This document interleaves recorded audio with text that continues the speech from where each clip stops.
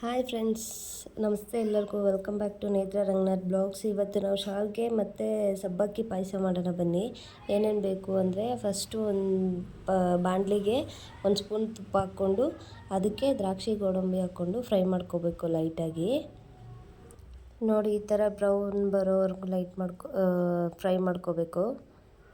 Fry ಮಾಡ್ಕೊಂಡ್ಮೇಲೆ ಒಂದು ಬೌಲ್ಗೆ ಶಿಫ್ಟ್ ಮಾಡ್ಕೊಳ್ಳಿ. ಅದೇ ಬಾಣಲಿಗೆ ಇನ್ನೊಂದು ಸ್ವಲ್ಪ ತುಪ್ಪ ಹಾಕ್ಕೊಂಡು ಶಾವಿಗೆ ಹಾಕ್ಕೊಂಡು ಹುರ್ಕೋಬೇಕು.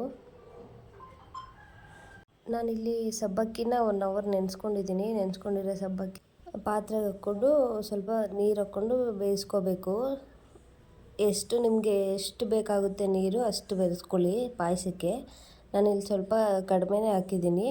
ನಾನು ಹಾಲು ಹಾಕ್ತೀನಿ ಆಮೇಲೆ. ಇದು ಕುದ್ಮೇಲೆ ನೋಡಿ, ಇವಾಗ 10 ಮಿನಿಟ್ಸ್ ಆದ್ರೂ ಕುದಿಬೇಕು ಚೆನ್ನಾಗಿ. ಅದು ಸಾಫ್ಟ್ ಆಗಬೇಕು ಸಬ್ಬಕ್ಕಿ ಎಲ್ಲ.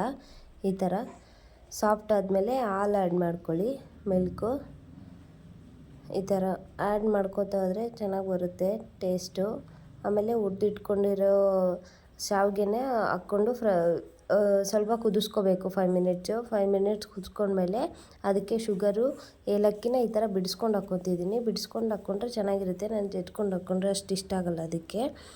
ಈ ಥರ ಆದಮೇಲೆ ನಾನು ಇದಕ್ಕೆ ಮನೆಯಲ್ಲಿ ಬಾದಾಮ್ ಪೌಡ್ರ್ ಇತ್ತು. ಬಾದಾಮ್ ಪೌಡ್ರ್ ಸಿಗುತ್ತೆ ಅಲ್ವಾ ಅಂಗಡೀಲಿ, ಅದನ್ನು ಯೂಸ್ ಮಾಡ್ತಾಯಿದ್ದೀನಿ. ನೀವು ಬೇಕಾದರೆ ಹಾಲಿಗೆ ಅರಿಶಿನ ಹಾಕ್ಕೊಂಡು ಕುದಿಸ್ಕೊಂಡು ಯೂಸ್ ಮಾಡ್ಕೋಬೋದು. ತುಂಬ ಚೆನ್ನಾಗಿತ್ತು ಟೇಸ್ಟ್ ಮಾತ್ರ.